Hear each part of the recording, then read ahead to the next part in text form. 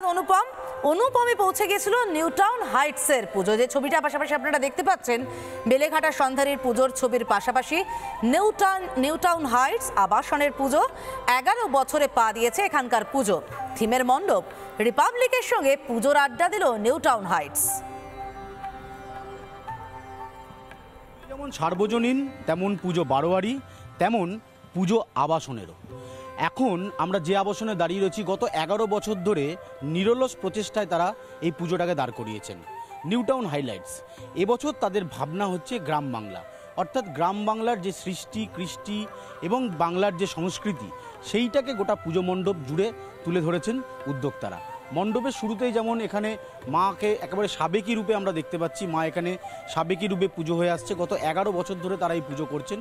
এই আবাসনের সমস্ত আবাসিকরা এই পুজোয় অংশ নেন। ছোট্ট করে থিমের ছোঁয়াও কিন্তু থাকছে গোটা মণ্ডপে। আমি একটু দেবুকে বলবো দেখাতে, বাংলার যে কৃষ্টি, বাংলার যে সৃষ্টি, সেইটাকে মণ্ডপে তুলে ধরা হয়েছে।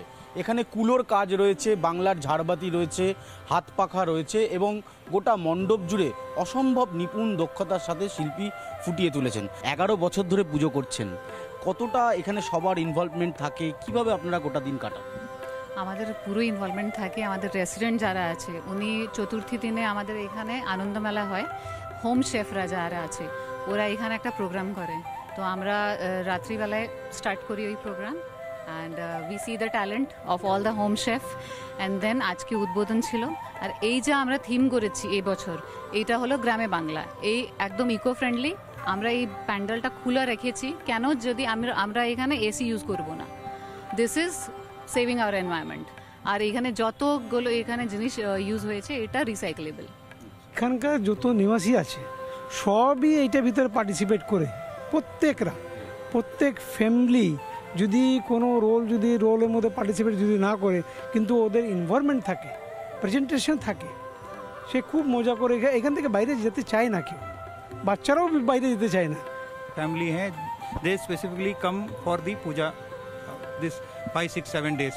तो ऐसे बहुत सारे फैमिलीज है, they have come from Canada, from US, from other parts of world. तो वो लोग सब पार्टिसिपेट कर रहे हैं। খাওয়া দাওয়া তো আমাদের ইন হাউস, আবার শেফ আছে এখানে। তো পুজোর কুপন দিয়ে মানে জমিয়ে আড্ডা হয় আবাসনের পুজোয়, বুঝতেই পারা যাচ্ছে যেরকমটা অনুপম তুলে ধরছিল। এর পাশাপাশি চলুন দর্জিপাড়া মিত্রবাড়ির পুজো। ঐতিহ্য, আবেগ, বনেদিয়ানার মেলবন্ধনে মিত্রবাড়িতে 3 চালার প্রতিমার পুজো হয়। পুজোর সঙ্গে যুক্ত ছিলেন মা শারদা। দেবীকে দেওয়া হয় ঝাড়খিলি পান। নৈবেদ্য কি থাকে জানেন?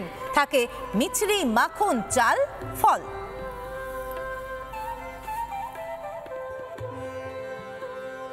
নানা ধরনের কন্টেন্ট দেখার জন্য লাইক করুন, শেয়ার করুন আমাদের ফেসবুক পেজ, সাবস্ক্রাইব করুন আমাদের ইউটিউব চ্যানেল। পাশাপাশি অন্যান্য ব্রেকিং নিউজের জন্য অবশ্যই চোখ রাখুন রিপাবলিক বাংলায়।